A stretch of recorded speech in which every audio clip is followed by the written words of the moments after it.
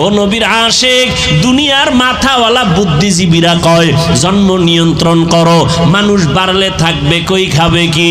আল্লাহ কয় নজর করে দেখ, এত মানুষ আমি বাড়াইছি, আজকে সারা দুনিয়াতে বাংলাদেশের মানুষ ঘুরে ফিরে চাকরি করে, ব্যবসা করে। নজর করে দেখ, এরকম বাংলাদেশ 100 বাংলাদেশ প্যাকেট করে ভারতে রাখার মতো জায়গা আছে না নাই? ভারত যাওয়া লাগবে না, আমেরিকা যাওয়া লাগবে না। আল্লাহ কয় পদ্মা নদীরে একটু চর ফালাইয়া বাসস্থানের ব্যবস্থা কর, যমুনা নদী একটু চর ফালাইয়া দাও, এক একটা চর যদি পড়ে যায় হাজারো বসতির ব্যবস্থা হয়ে যাবে। এবার ঝামেলা হবে খাবে কি? আল্লাহ কয় নজর করে দেখ, 50 বছর আগে 1% জমিনের মধ্যে যেই পরিমাণ ধান হইতো, মুরব্বীরা জবাব দেন এখন কম না বেশি? বাড়াইছে আওয়ামী লীগ সরকার। কে বাড়াইছে? ওয়াতারযুকু মান তাশাউ বিগাইরি হিসাব। রিজিক কে বাড়ায়? জোরে বলো গর্তাওয়াকুল মিকুনি হর সুবহ শাম মিরাসানাত রিজকে তু আজলা মাকাম। না খায় কেউ মরছে?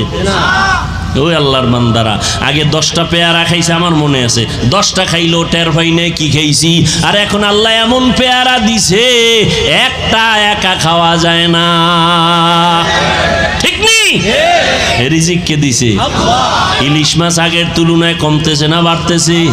1000 কোটি ধরনের মাছ সমুদ্রের ভেতরে, কত খাবি, খাইতে থাক। আল্লাহ রিজিকের মালিক আল্লাহ পাক। জঙ্গলের মধ্যে হাজার হাজার প্রাণীরা আছে, না খাইয়া মরে কেউ? কোহে কাব একটা পাহাড়, ওখানে একটা প্রাণী বসবাস করত, নাম হলো সিমর্গ। ওইটার খাদ্য দৈনিক 40টা মোটা তাজা হাতিকে খাওয়ায়। বড় বড় সমুদ্রে নীলতিমি আছে, নীলতিমি, এক একটা নীলতিমির প্রতিদিনের খাদ্য তালিকা হলো 1000 কেজি চিংড়ি মাছ। প্রয়োজনে না খাইয়া মরো, তারপর হারাম খাইও না রে মুমিন। সন্তানটাকে হারাম খাওয়াইয়া রক্তটারে নাপাক করিও না রে বাবা।